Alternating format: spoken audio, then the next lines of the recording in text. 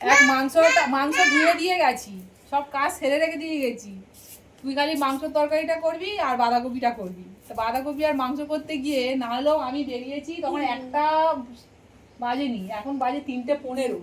সেই থেকে মাংস আর বাঁধাকপি করলি? তুমি 30 বছর ধরে বাজার রান্না বান্না করছো, তোমার কাছে কোনো ব্যাপার না। 30 বছর ধরে রান্না করছি আর তো 1-1.5 বছরের রান্না তোমার কাছে শিখেছে। ও তো 2 ঘন্টায় রান্না তো খুব তাড়াতাড়ি করেছে। তাহলে আমি 30 বছর ধরে রান্না করছি। হ্যাঁ, এইখানে রান্না করলে আমি আমি তোমার হাতে 30 বছর হয়ে গেল। আমার হাতে 18 বছর। তাহলে 18 বছর ধরে আমি রান্না করছি। 30 বছর আগে তোমার ভাইকে আমার বাড়িতে আমি রান্না করেছি। আমার বাড়িতে আমি মশারি খাটিয়ে শুনি, রান্না তো দূরের কথা। একজন মশা কামড়ায়।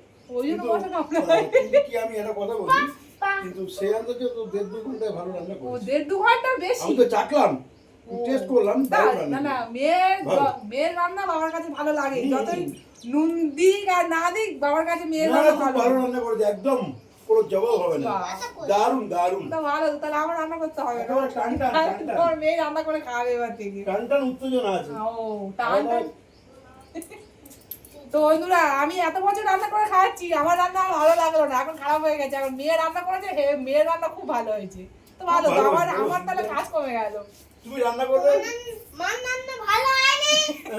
হ্যাঁ কি? ও বাবা, কি বল? কার রান্না ভালো? দিদি রান্না ভালো হয়েছে। মা রান্না করতে পারে না। হ্যাঁ, তুই রান্না করতে পারিস? হ্যাঁ।